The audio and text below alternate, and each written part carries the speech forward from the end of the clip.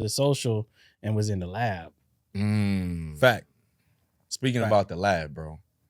How the fuck did you do 365? Yeah. Man. How the fuck did you do a song for every? Yo, I was watching that shit literally. I was watching the shit too. I said I couldn't keep up, bro. I kept up. A lot of people could. I was keeping up. What 'Cause I bag wanted you to see winning? when Like he gonna what, stop.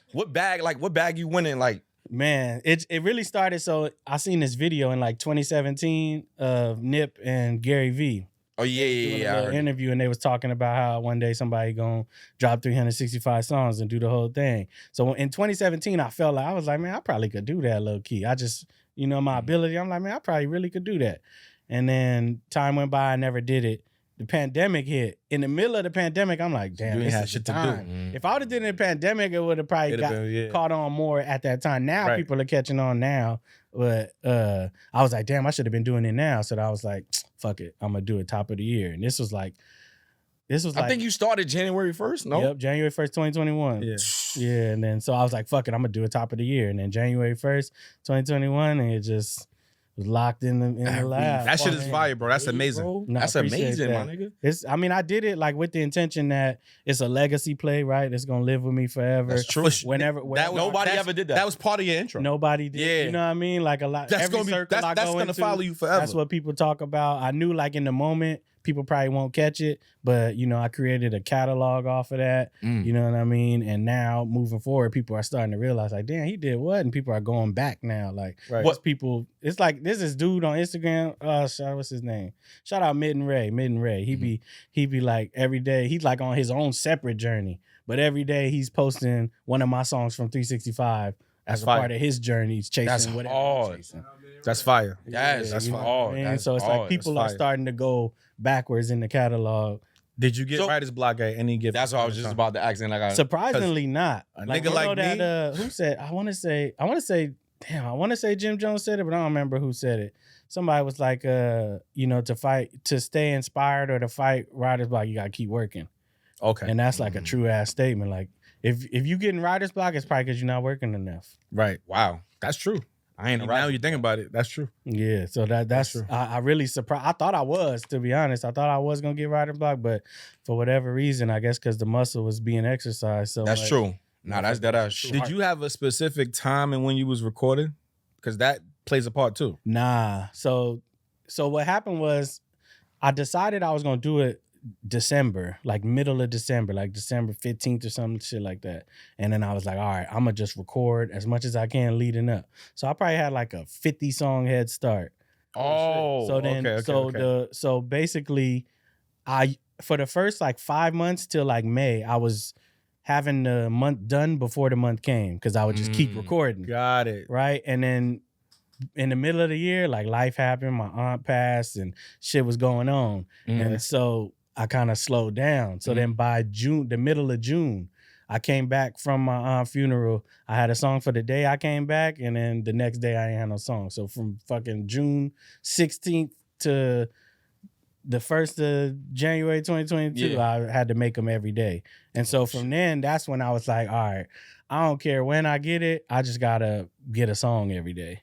And so it wasn't like before I was kind of like, all right, I'm going to get in at this time and then try to go. And then once it hit that, I'm like, I just got to get a song. Because you got your studio set up in your crib. Yeah. So you can just kind of get out the bed, roll over, and do your thing. Exactly. So how do you I think this is one of the harder parts. How you focus on not naming the same, like using the same name for this a song if it's 365? I mean, not even just the name, but the context of what you're talking about. Like, but that's what I think. And that's what I was noticing. That was the biggest thing for me. I wasn't saying the same thing. Yeah, you were not saying the same. Like, how the fuck is he doing this? Bruh, I think that's what made me so great as an artist now is because I had to learn how to say the same thing in different ways. Because it's like, I'm an artist, like, if anybody who out there listening to my music, I'm not really talking about street shit every song or whatever. Like, you know what I mean? So my shit kind of fits in a certain type of lane, but it's still a little... There's only certain shit that I do speak about in my music. So it was like, all right, how do I stay true to who I am and my brand, but then not say the same thing every fucking song? So I had to learn like how to use certain different words and how to twist certain shit that means the same shit. Right.